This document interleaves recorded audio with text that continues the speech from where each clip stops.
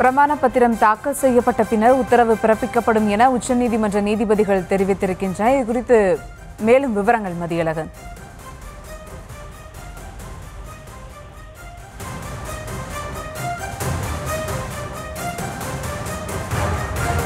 பிரமாண பத்திரத்தை பார்த்த பின்புதான் உத்தரவு பிறப்பிக்கப்படும் என கூறி வழக்கு ஒத்திவைக்கப்பட்டிருக்கிறது. அரசு தரப்பு பிரமாண பத்திரம் தாக்கல் செய்ய அனுமதி அளித்திருக்கிறது உச்சநீதிமன்றம். அது குறித்த ஒரு அண்மை செய்தியை தற்போது பார்த்து வருகிறோம். அரசு தரப்பு பிரமாண பத்திரம் தாக்கல் செய்ய அனுமதி அளித்திருக்கிறது உச்சநீதிமன்றம். பிரமாண பத்திரம் தாக்கல் செய்யப்பட்ட பின்னர் உத்தரவு பிறப்பிக்கப்படும் என்று உச்சநீதிமன்ற நீதிபதிகள் தெரிவித்திருக்கின்றனர். விரிவான பிரமாண பத்திரம் தாக்கல் செய்ய அரசு தரப்பு அவகாசம் கோரியதை அடுத்து வழக்கு ஒத்திவைக்கப்பட்டிருக்கிறது. அது குறித்த ஒரு அண்மை செய்தியை தற்போது பார்த்து வருகிறோம். மதியழகன், அதே மாதிரி பிரமாண பத்திரம் தாக்கல் செய்யப்பட்ட பின்னர் தான் உத்தரவு பிறப்பிக்கப்படும் என உச்சநீதிமன்ற நீதிபதிகள் தெரிவித்திருக்கின்றனர். மேலும் விவரங்கள். இந்த வழக்கு விசாரணையின் பொழுது தமிழ்நாடு அரசு மீது பல்வேறு குற்றச்சாட்டுகள் சுமத்தப்பட்டது. இதற்கு தமிழ்நாடு அரசு தரப்பை பொறுத்தவரை தங்கள் மீது கூறப்பட்டிருக்கக்கூடிய குற்றச்சாட்டுகளை தாங்கள் முழுமையாக மறுக்கிறோம். அதே வேளையில் இந்த குற்றச்சாட்டுகள் தொடர்பாக விரிவான பதில் மனு தாக்கல் செய்வதற்கு தங்களுக்கு அவகாசம் அளிக்க வேண்டும். ஏனென்றால் பல்வேறு குற்றச்சாட்டுகள் கூறப்பட்டிருக்கின்றன. அதற்கு ஒவ்வொரு குற்றச்சாட்டுகளுக்கும் தாங்கள் பதிலளிக்க வேண்டிய கடமை இருக்கிறது. எனவே அவ்வாறு விரிவான பதில் மனு தாக்கல் செய்வதற்கு தங்களுக்கு அவகாசம் அளிக்க வேண்டும் என்று தமிழ்நாடு அரசு தரப்பில் கோரிக்கை விடுக்கப்பட்டது.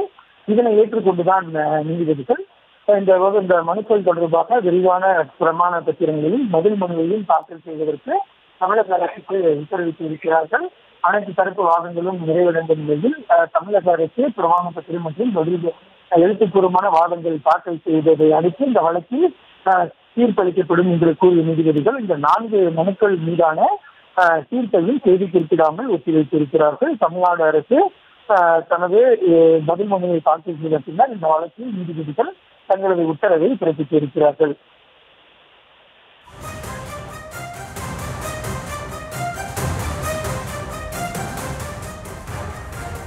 மதியழகன், அதே மாதிரி இப்போ வரைக்குமே உச்சநீதிமன்றமும் உயர்நீதிமன்ற நீதிபதிகளும் பல்வேறு கேள்விகளை எழுப்பியிருக்காங்க.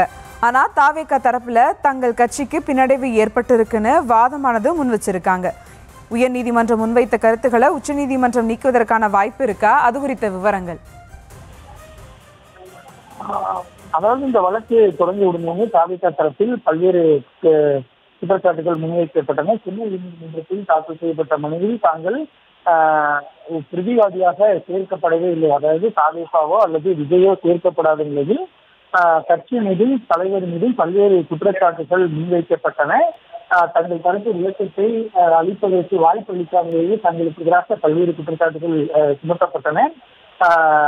மேலும் இந்த குற்றச்சாட்டுகள் காரணமாக தங்களுக்கு அரசியல் ரீதியாக பயங்கர ஒரு பின்னடைவானது ஏற்பட்டு இருக்கிறது. இந்த கருத்து என்பது தங்களுக்கு பலத்த சேதத்தை ஏற்படுத்தி இருக்கிறது என்று தாவேகா சார்பில் முன்வைக்கப்பட்டது. இதனைத் தொடர்ந்து நீதிபதிகளும் தொடர்ச்சியாக சில கேள்விகளை தான் குறிப்பாக தொடர்ந்து முன்வைத்து வந்தனர். அதாவது கரூரில் இந்த சம்பவம் நடைபெற்றிருக்கிறது. சென்னை உயர்நீதிமன்ற மதுரை கிளை தான் கரூர் என்பது சென்னை உயர்நீதிமன்ற மதுரை கிளையின் அதிகார வரம்பிற்குள் தான் வருகிறது. அப்படி இருக்கக்கூடிய சூழலில் சென்னை உயர்நீதிமன்ற பிரதான அமர்வு, சென்னையில் இருக்கக்கூடிய பிரதான அமர்வு எப்படி இந்த வழக்கை விசாரணைக்கு எடுத்துக்கொண்டது, நிலையான வழிகாட்டு நெறிமுறைகள் அமைக்கக்கூடிய வழக்கு குற்றவியல் வழக்காக எப்படி மாறியது, மேலும் ஏற்கனவே இந்த எஸ்ஓபி தொடர்பான ஒரு வழக்கு சென்னை நீதிமன்றத்தில் நிலுவையில் இருக்கக்கூடிய நிலையில் புதிதாக தாக்கல் செய்யப்பட்ட இந்த வழக்கை விசாரணைக்கு எடுத்துக்கொண்டது ஏன், அதே போல எஸ்ஓபி தொடர்பாக மதுரை கிளையில் தாக்கல் செய்யப்பட்ட வழக்கை விசாரிக்க 2 நீதிபதிகள் அமர்வு மறுத்துவிட்ட நிலையில் சென்னை உயர்நீதிமன்றத்தினுடைய தனி நீதிபதி மட்டும் எப்படி விசாரணைக்கு ஏற்றுக்கொண்டார், மேலும் இந்த எஸ்ஐடி விசாரணை என்பது அந்த மனுவிலேயே கேட்கப்படாத ஒரு கோரிக்கை, கேட்கப்படாத கோரிக்கை எப்படி உத்தரவாக பிறப்பிக்கப்பட்டது போன்ற கருத்துக்களை எல்லாம் நீதிபதிகள் உச்சநீதிமன்றத்தில் கேள்விகளாக எழுப்பியிருக்கிறார்கள். எனவே உச்சநீதிமன்றம் என்ன முடிவை எடுக்கப் போகிறது, அதாவது சென்னை உயர்நீதிமன்றத்தினுடைய உத்தரவை முழுமையாக ரத்து செய்கிறதா, அப்படி ரத்து செய்தால் எஸ்ஐடி விசாரணைக்கு பிறப்பிக்கப்பட்ட உத்தரவு மற்றும் விஜய் குறித்து அந்த உத்தரவில் இருக்கக்கூடிய அனைத்து கருத்துக்களும் ரத்து செய்யப்பட்டதாகிவிடும். ஒருவேளை எஸ்ஐடி தொடரட்டும், ஆனால் விஜய் தொடர்பாக இருக்கக்கூடிய கருத்துக்களை மட்டும் நாங்கள் நீக்குகிறோம் என்று நீதிபதிகள் உத்தரவு பிறப்பிக்கலாம். என்ன மாதிரியான உத்தரவை பிறப்பிக்க போகிறார்கள் என்பது அது நீதிமன்றம் எடுக்கக்கூடிய முடிவின் அடிப்படையில் தான் அந்த கருத்துக்கள் தொடருமா அல்லது உயர்நீதிமன்றத்தினுடைய உத்தரவு முழுமையாக ரத்து செய்யப்படுமா அல்லது பகுதி அளவு மட்டும் ரத்து செய்யப்படுகிறதா என்பதை எல்லாம் நாம் பார்க்க வேண்டும். அண்ணா யூனிவர்சிட்டி, அதாவது அண்ணா பல்கலைக்கழகத்தில் நடந்த சம்பவம் தொடர்பான வழக்கை சிறப்பு புலனாய்வு குழுவுக்கு உயர்நீதிமன்றம் மாற்றியதாக எதிர்த்து உச்சநீதிமன்றம் தமிழ்நாடு அரசு சென்ற பொழுது இந்த வழக்கை சிறப்பு புலனாய்வு குழுவுக்கு மாற்றியது குறித்து தங்களுக்கு எந்த ஆட்சேபனையும் இல்லை. அதே வேளையில் சென்னை மாநகர காவல் ஆணையர் குறித்து சில கருத்துக்கள் இடம்பெற்றிருக்கின்றன. அந்த கருத்துக்களை நீக்க வேண்டும் என்றுதான் நாங்கள் கேட்கிறோம் என்று தமிழ்நாடு அரசு கோரிக்கை வைத்தது. அதனை ஏற்றுக்கொண்ட உச்சநீதிமன்றம் சென்னை மாநகர காவல் ஆணையர் தொடர்பான கருத்துக்களை எல்லாம் நீக்கி இருந்தது. அதுபோன்று இந்த வழக்கில் என்ன மாதிரியான முடிவுகள் எடுக்கப்பட போகின்றன, அதாவது கடுமையான கருத்துக்கள் மட்டும் நீக்கப்படுகிறதா அல்லது முழுமையான இந்த சென்னை நீதிமன்றத்தினுடைய உத்தரவே ரத்து செய்யப்படுகிறதா என்பதெல்லாம் உச்சநீதிமன்றம் எடுக்கக்கூடிய முடிவுகளை பொறுத்துதான் நமக்கு அது குறித்து தெரிய வரும்.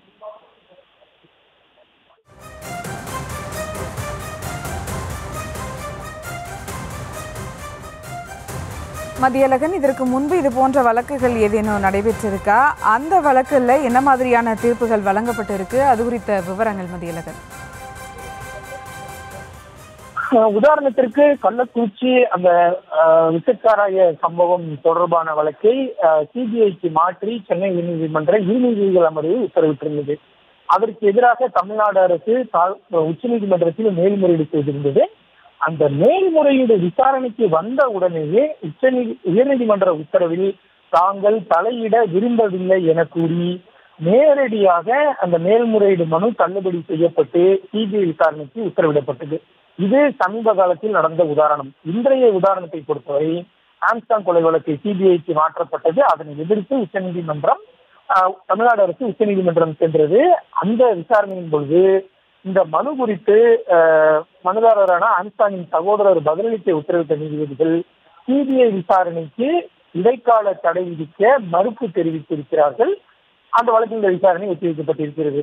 இந்த வழக்கை பொறுத்தவரைக்கும் மொத்தம் 4 வழக்குகளாக இருந்தாலும் கூட தாவேகாவை பொறுத்தவரை அவர்கள்தான் பிரதான ஒரு மனுதாரர் இந்த வழக்கை பொறுத்தவரை. ஏனென்றால் இந்த விவகாரத்தில் நேரடியாக அவர் சம்பந்தப்பட்டு இருக்கிறவர்கள்.